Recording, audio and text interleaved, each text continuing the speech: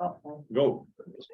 Okay, I was saying that ChatGPT, even though, as we all know, AI was around for a while, actually the born of AI was in the third industrial revolution, late 50s, early 60s with the Turing test, and we all know the story. But ChatGPT, again, disrupted everything and is a game changer, right? So I'm going to split this conversation.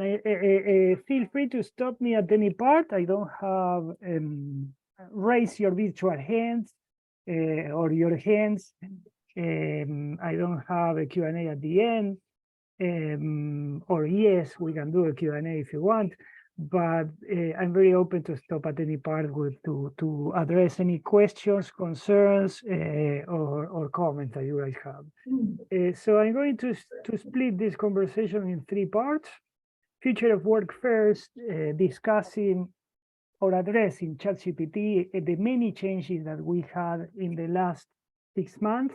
If you look back, again, this accelerated the change that we would, or we already had in our organizations, but was very exposed with this tool because we all understood that we need to make changes.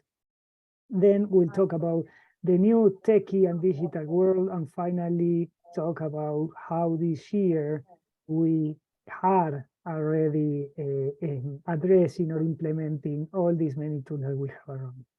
Fair enough? Okay. So when we talk about AI, when we talk about technology, when we talk about machines, we all see these two scenarios, right? Actually, we are having a global conversation about how this is changing everything that we are doing, right? Or we've been doing for decades. First scenario, Rosie Jetson, if you remember the Jetsons, that family that would be or would have a very interesting life, leveraged or helped by robots, and very relaxed and very laid on. The other hand, the scenario of Terminator, Skynet, robots taking over, and this is really happening, right? Not literally killing people, but at least forcing people to make changes, right? We need to understand that there are positions that we don't need anymore, that there are verticals that we don't need anymore, that there are things that we don't need anymore, and we need to make changes, right? I'm not talking ethics, I'm not talking about moral, I'm not talking about, not judging everything that is happening, right? I'm just probably sharing some thoughts or some facts about everything that is, out there, particularly these last 6 months, right?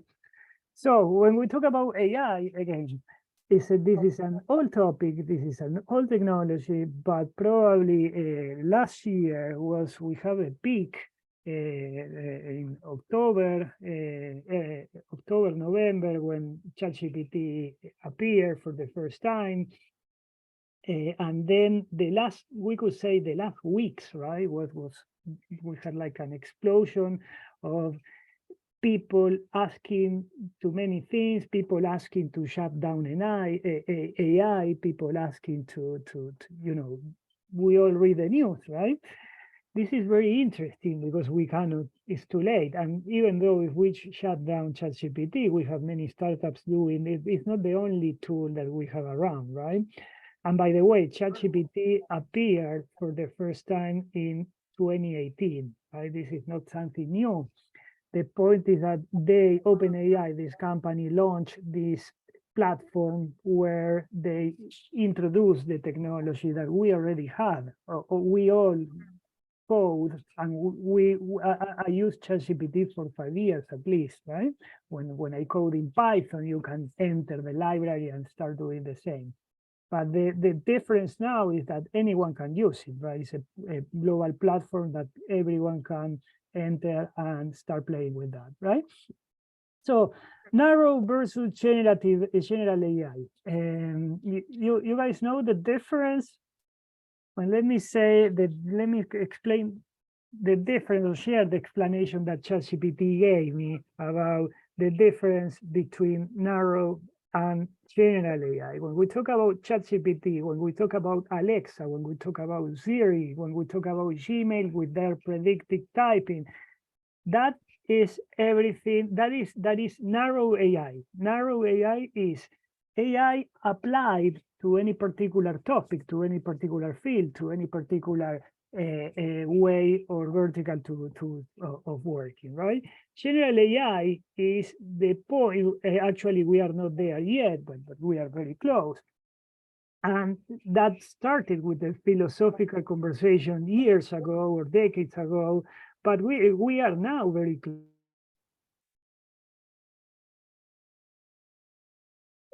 Lost the sound.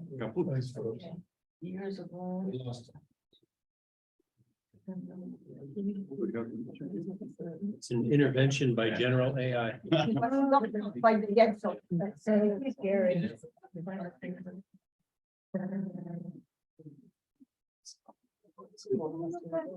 He's still there because he's sharing. A positive ability to understand and learn any and hierarchical calculating themselves. That's what that's super scary. Be a lot scared. You're thinking. I was thinking of calling up her and Sarah. Yeah, exactly. So you have a fight with your wife and look up and see how the question He's gone. Well, let's wait for reconnection. Must be the rain. It's just. Yeah, I had nothing with a computer. How? This is it. He dropped. He dropped it. Yeah. No, we got. Yeah, Last now they connection. just came back. He lost the connection. Oh, well, he. He did. And it runs from his side. Oh, we gotta read it. It must be an AI bot. I haven't thought about Rosie Jensen. Yeah, really. That was the first exposure. Remember Robbie the robot? You don't remember that? And was that like, It was a TV show, Robbie the robot. yeah. Morning. What do we have? No, it's scary. What's happening now?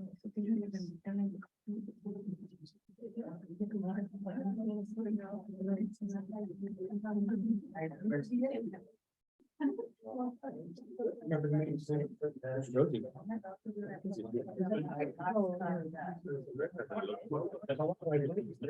She sounded like she was from Brooklyn.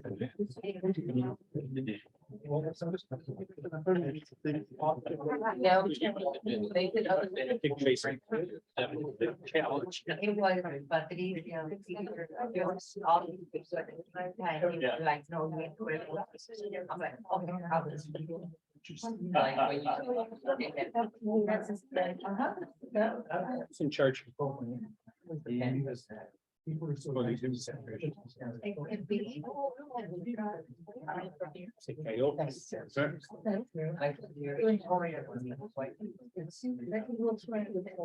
Michael Leary also gave me a head with that.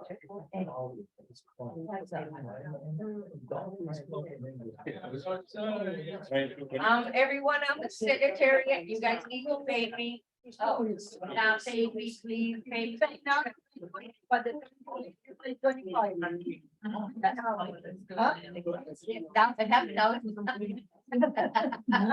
Has anybody in the room yet tried ChatGPT? No. You have? No? I just downloaded it. You tried it for work or just curious or what? What you tried? I mean, it's not, I'm not right on that one. Because it doesn't, instead of never mind, I'm right. Look at my birch. There's no ethics to that. I should try it. I mean, it's like it's like, you know, okay, I want to write a letter back. And you have this is the free. The ChatGPT version 4, $20 per month, do everything. It doesn't anymore. Yeah. It's a different one. You know, I ran the phone in the phone.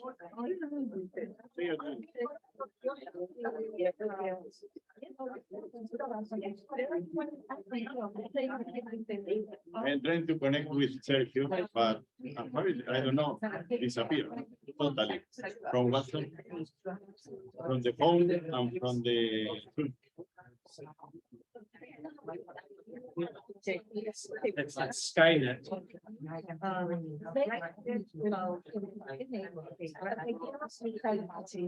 And then they try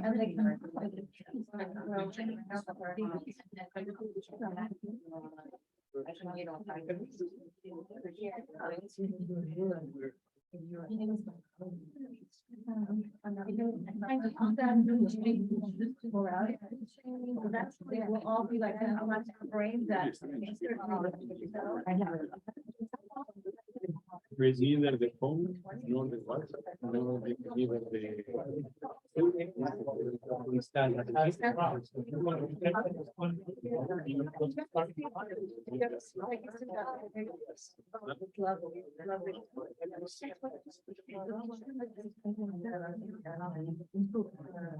Sergio's iPhone. He's connected via his iPhone. Let's see. Something wrong. Omar, he has to send you the talk, you give us the talk. No. He's the expert. I have the top here, but he's the expert. I know, but. I use it only for research. Ever. That's all. Hi guys, sorry, I don't know if there's something with my connection. Can you hear me? I can continue from my phone if you are okay. Okay. So you mind to project, can you project my slides, Omar? Yes, give me a second. Yeah, okay, I was saying that Wait a second. I will start sharing and I will tell you where we are. Therefore, you were in the narrow and general, okay? We are there. Okay. Okay, I was saying that if you remember that the Moore's law, Morse was an engineer from Intel that stated in the early 70s that every 2 years, the capacity of the silicon chips to host transistors is going to be duplicated every 2 years. Hence, the computational power is going to be duplicated every 2 years.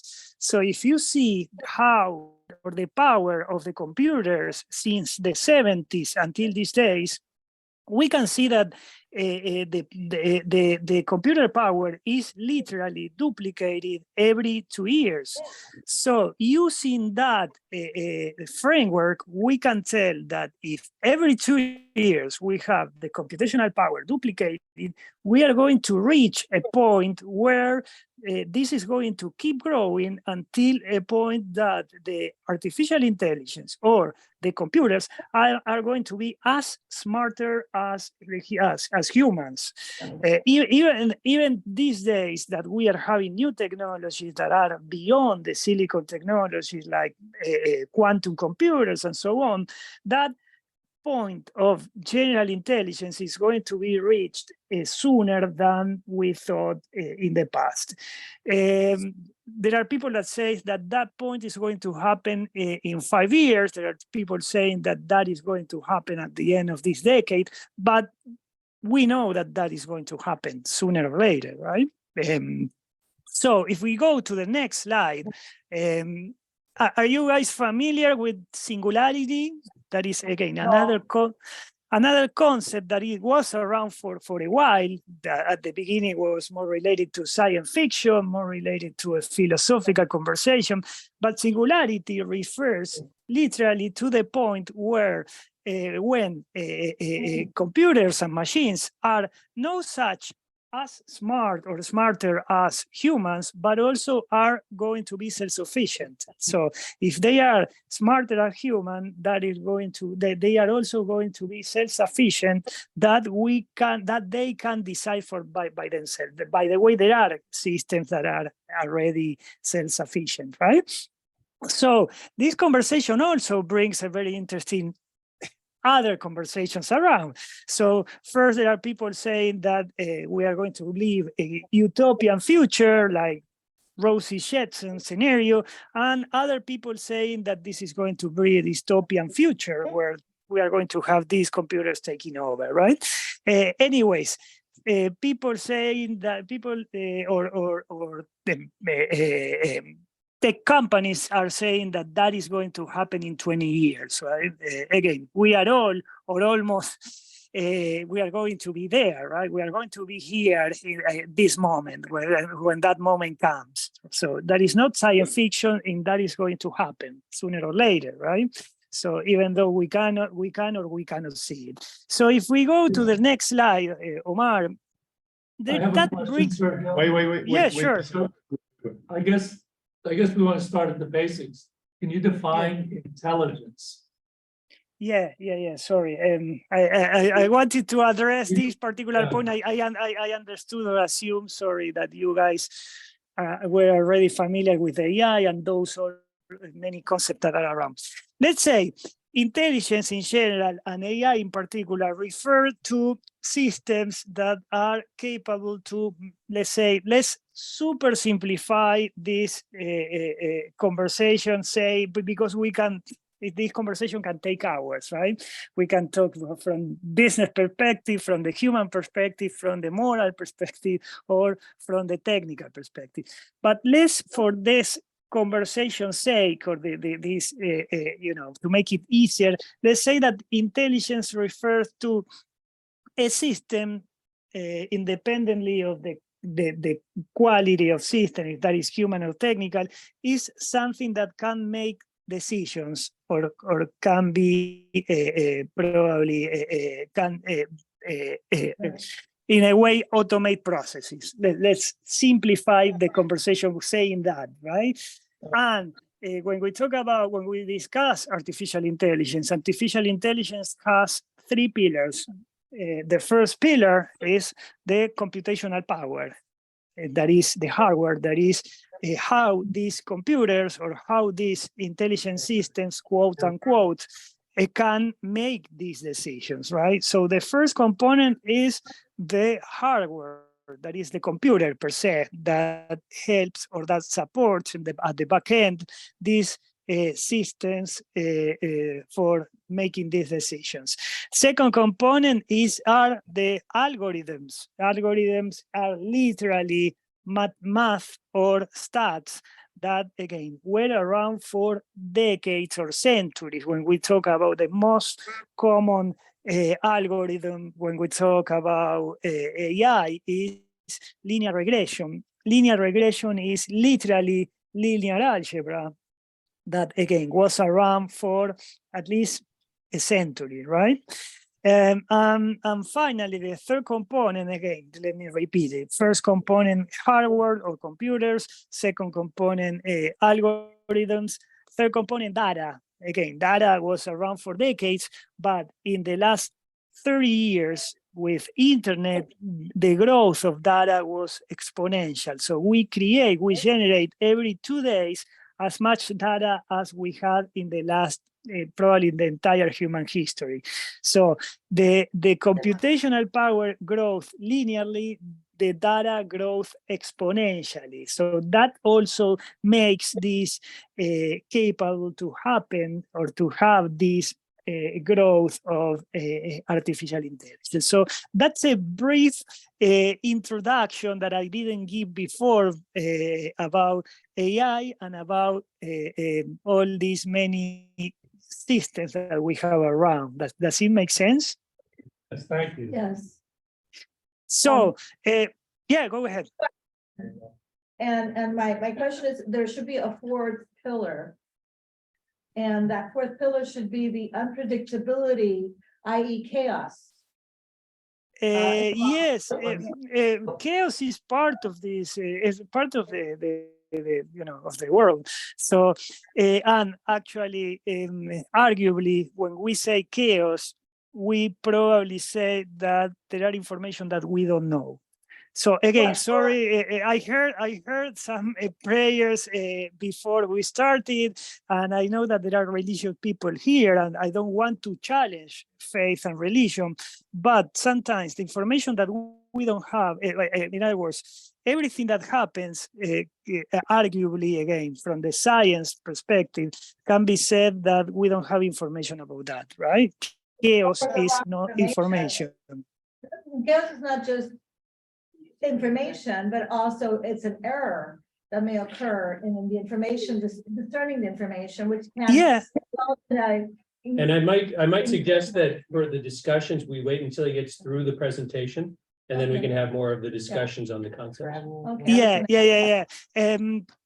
Let me move faster. So we have time to have this conversation at the end. But basically, if you, Omar, go to the slide number 5, we are going to see that the word of the year said by The Guardian was permacrisis. It's a new word, but they created this word to define this crazy hectic moment that we are living in. So that everything that happened in the last 3 years that again forced this many things to appear, or the adoption of these many technologies was also done by the chaos and the change and the many things that are happening these days, right? The speed or the adoption is very hectic, right? If we go to the slide number 7, that shows a word cloud about all the many emotion situations, all the many things that chaos or change is driving on people, and we all, even we that are, when I say we, I mean the technical or the scientific or the science or we the researchers that are very related to these things. We also live a very hectic moment, right? So the slide number 8 shows the many things that are happening already and probably are going to drive this year, right? The first part is generative intelligence, GPT and Bard. Bard is the answer. Google Bard is the version of GPT that Google brought or is bringing to the market. Remember that Google is the biggest database ever in the world, right? They know everything about us. They were collecting data for the last 30 years plus. And again, if Google brings some, by the way, GPT is a database that is updated until the 1st of 22, right? If you ask GPT who won or 22 FIFA World Cup, it won't have an answer because it doesn't have data until it does have data until the beginning of 22. So it doesn't know everything that happened after 22, right? And Bard is an online database. So again, it is going to be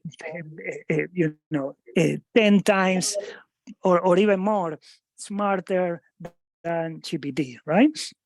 Blockchain, decentralized autonomous organization, crypto, by the way, crypto broke or rich is over 30K now, is growing again, is growing exponentially again, like it did in 2021.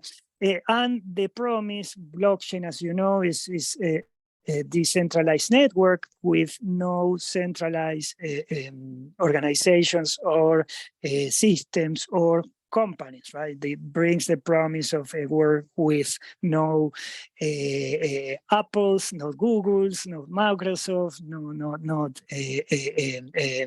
Facebooks. So it's going to bring the Web3 that is going to be the next generation of internet, right? Organizational network analysis in order to map the influencers, metaverse gaining main stage, and finally the fourth industrial revolutions bringing this promise of having these many technologies converging and creating new technologies, right?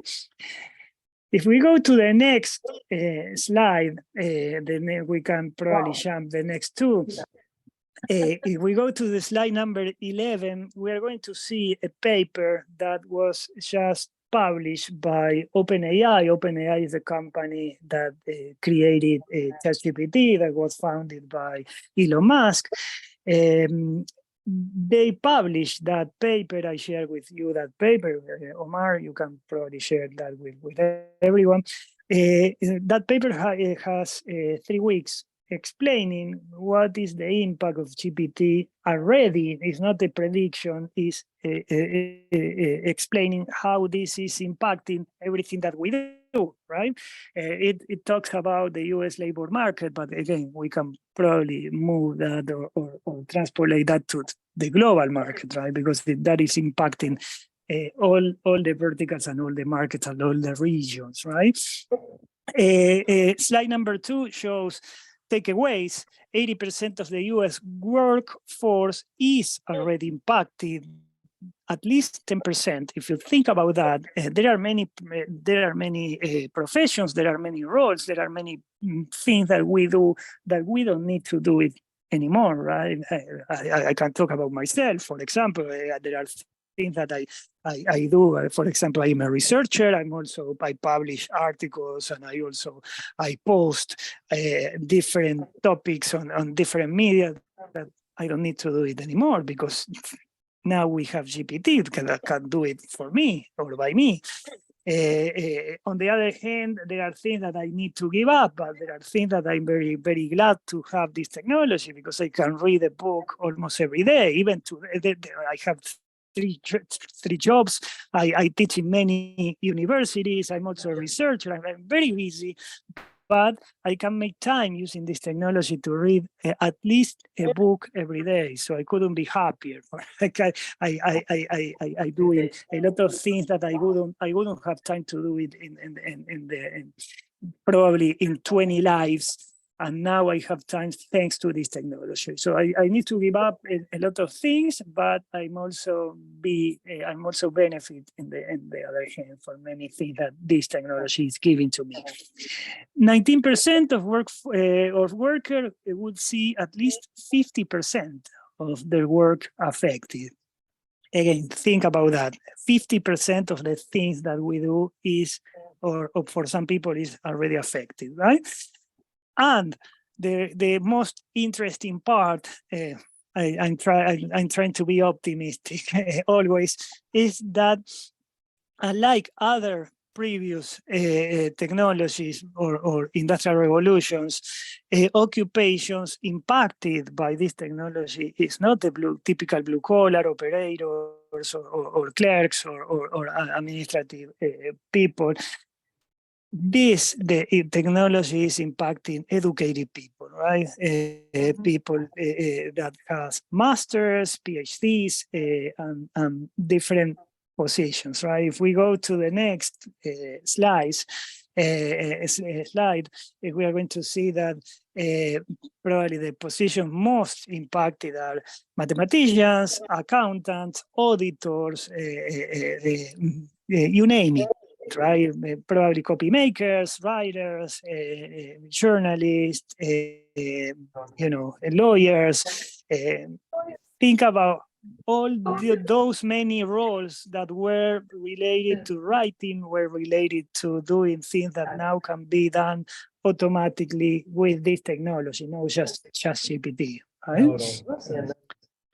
Let's move to slide number 15, Omar. We're going to see how this began and how everything that happened in the last months, right? We see that OpenAI was founded in 2015, again, by many very known people, very well-known people, including Elon Musk. In 2018, Elon Musk left this company, and 2018 we had the first version of GPT.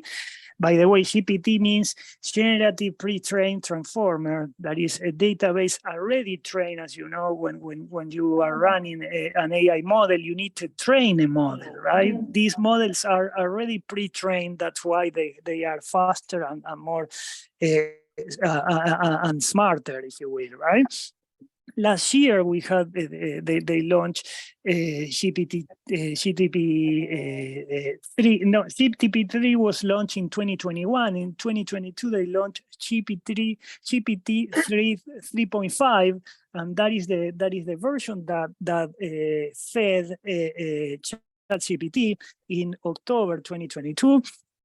This year, we know the end of the story. Microsoft acquiring this company, $10 billion, and so on. If we move to the next slide, ChatGPT, the impact of ChatGPT is not just taking over roles and probably helping us understanding a lot of topics, but also taking over the traditional web searches, right? This is killing or bleeding to death Google, right? Because if you think about that, when you need to understand something, you need to have a particular information, you will go to Google, you would Google it, and you will have a list of answers that probably the first 3 or 5 options are advertising, something that Google puts there that you don't want, right?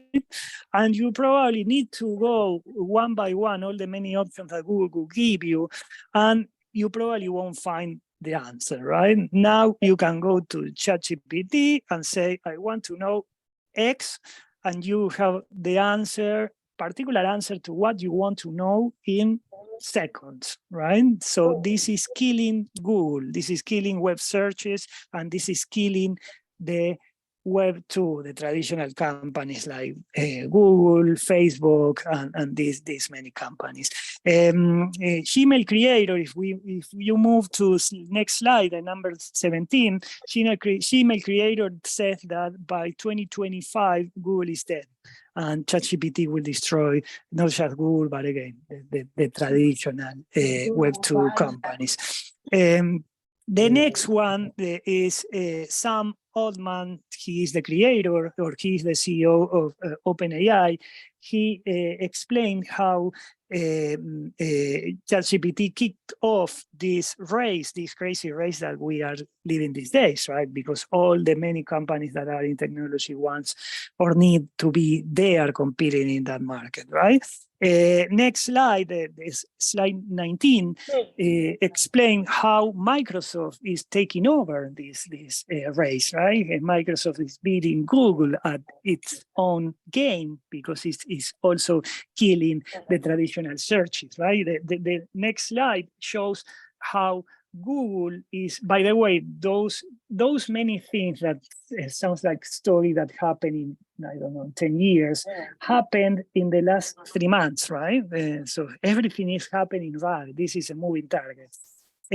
Next slide, slide 20, shows an article from Fortune in early February saying how Google is trying to invest to have an answer or a response for this, and they are creating, or they were already working on Google Bard.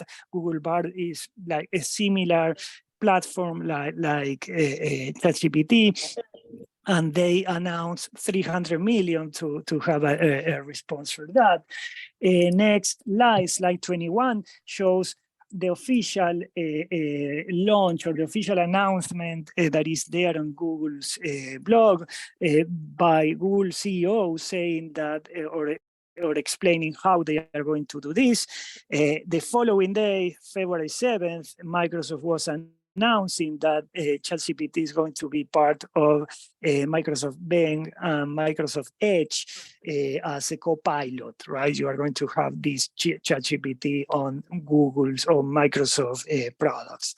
The next one, again, stop me at any part. I'm trying to cover everything in order to give you some context and probably explain what is happening, and probably you already know all of this, but I'm including my thoughts and my analysis, right? Keep going. No, I don't know if you can see us, but, you know, certainly there's a lot of stunned faces here. Yeah.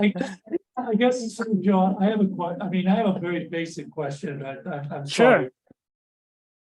All, Go ahead. all computers, I mean, I can remember programming my little IBM punch cards and keeping them in order and making sure that when I did that course, that nothing that I put into the computer was in the right sequence, in the right order, so that the computer would do what I wanted it to do, which was add 2 + 2. So all of this AI relies on human input.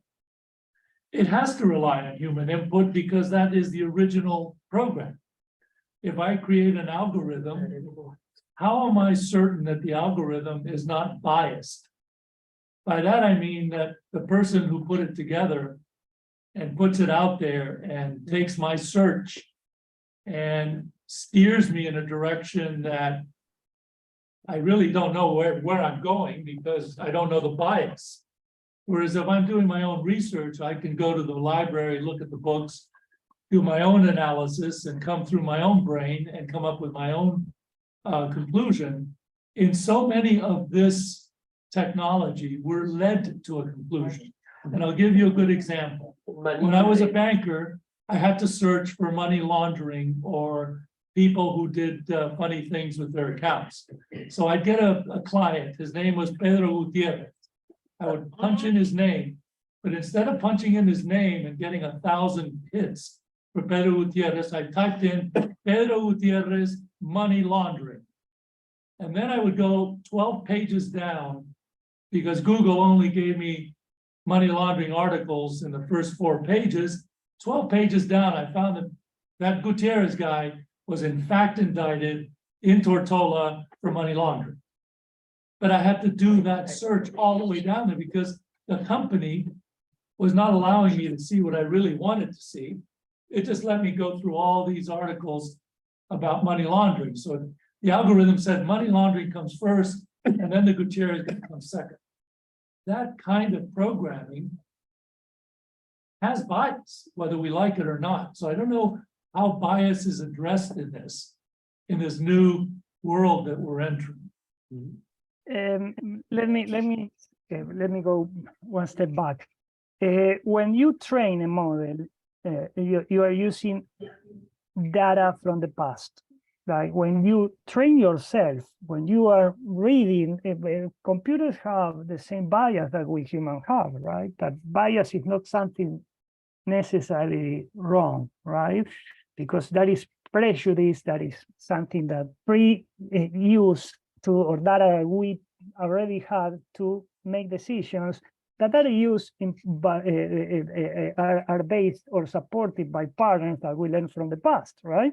So we don't want to relearn the same every day, like the movies that many movies that we watch, because we only need to learn that once, or we would need to learn that once and not every day, right? So that is the basic premise of computer, or let's say machine learning, that is the branch of AI that is based learning or having models that are trained with data, right? Like we human learn. We go to school, we learn how to, for example, a student go to medicine and learn how to cure another human body. And then 5 years after that, prescribe. They become doctors and they prescribe, right? Same way computers are trained, right? Of course, we have bias when we use this model, for example, training for hiring people in a computer, in a company, right? Because we are going to watch the hires that we had in the past. And if we always hire straight, white, American men, we probably are going to keep repeating the same pattern, right? So to go to your question, because this can take hours, this conversation, right? The way we use to avoid bias is with more data, with something called synthetic data that we ingest other data sets to probably pair the gaps that we have in data. Again, that we don't necessarily know what are the gaps, but that can be done automatically by these models that can probably search or look at the data. And if they see that we don't have enough women in the past, if we don't have enough, I don't know, gay men in the past, we don't have enough black men or black people in the past, if we don't have enough Latinos in the past, we don't have enough, so can match those data sets with artificial data too. So in order to make the future predictions more accurate, that is the short answer. I'm not saying that is right or wrong, but that is how technology is being used to avoid bias or reduce at least bias, right?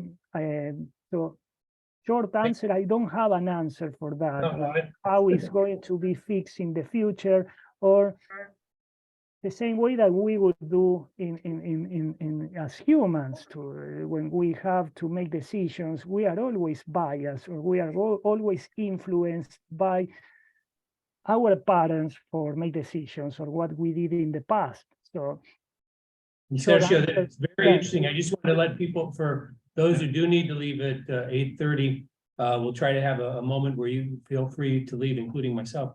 But if there's more slides, go through those, and then we can keep the conversation going as long as you're willing to stay on with us, Sergio. Okay, let me close the reflection. Probably we can again, happy to come again and probably elaborate more this in the future. Again, we don't need to be scared of this technology. We just need to understand what is happening, right? Because if you can go to slide number 30, Omar, I'm going to close with that. Again, that is not something, it doesn't mean that we need to be scared, but at least we need to understand that we need to make changes, right? That this is something happening that is impacting everything that we do, right? SiliconANGLE is a media from Silicon Valley that they discuss technology. They say that AI is taking over. AI will improve greatly efficiency and productivity.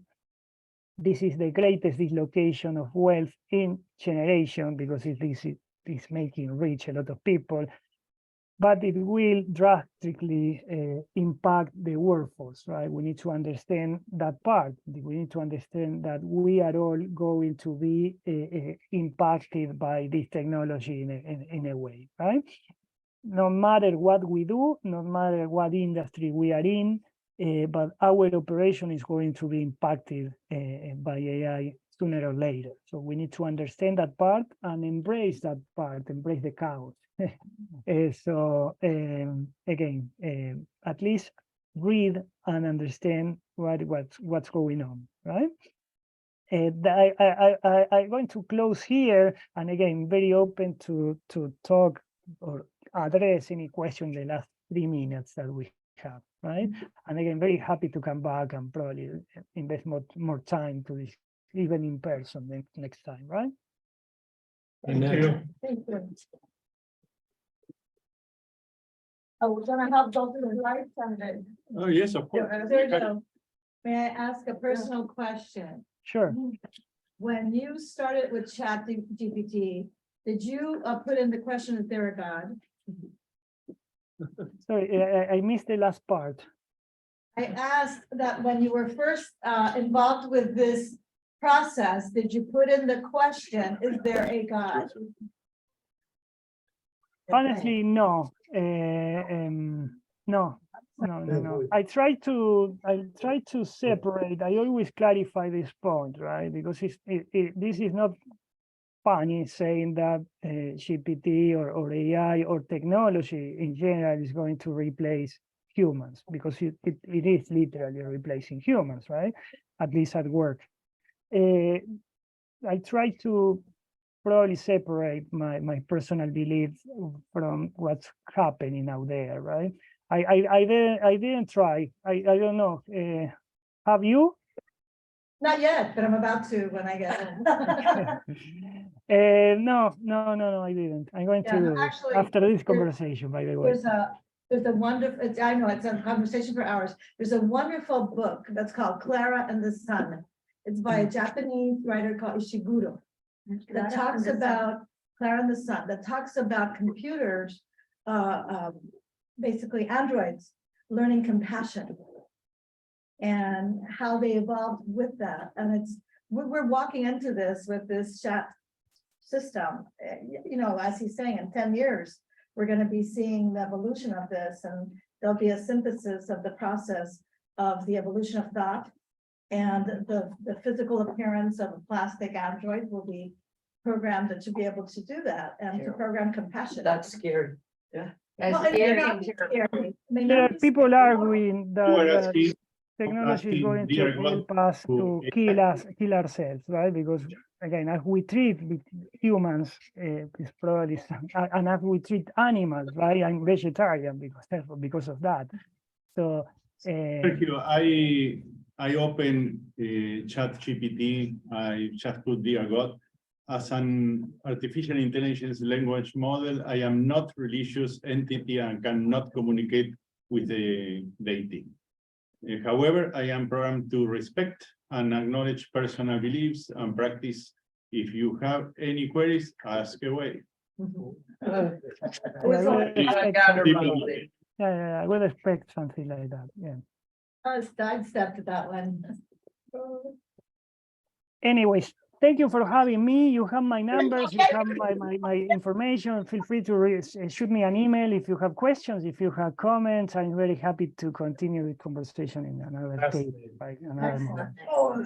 Maybe if we can go ahead and convene the meeting, but Sergio, if you're willing to stay on, maybe some people would like to stick around and ask some more I questions. have a meeting in 20 minutes, but again, I can stay 15 minutes. I can be here. Yeah, if you guys have more questions and if, again, I don't want to disrupt your agendas, but again, I'm happy to come in another. Sergio, this is Patricia Romano. Definitely, we will have to have you back more than once because I think this is such a vast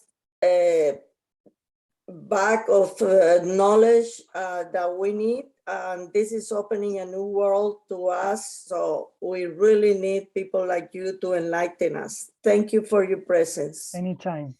Bye-bye. Thank you, Sergio, very much. Okay. Can we take it in different steps?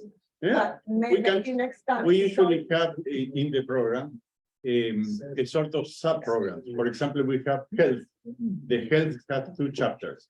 Good nutrition 1, good nutrition 2. Yeah, we'll do This more is bite-sized. Part 1, pieces part 2, for, part 3. We can have a blockchain, we can have smart city, we can have a continuity of artificial intelligence. It's up to the team. Also, we don't want to have every week the same, no? But during the year, you can have a second part, third part. For the most of us, Yeah. it will be to dissect it in the first part, and then to take it And for sure, Sergio is more than a good, kind person. He will be able to be with us for Thank you. a couple of more sessions.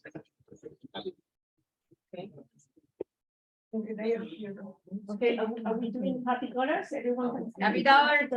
Thank you very much for your presentation. Thank you. Thank you. Thank you. Thank you. Yes. Okay, go on. Okay, Mark. Good morning, everybody. My happy dollars are, I'm still a little bit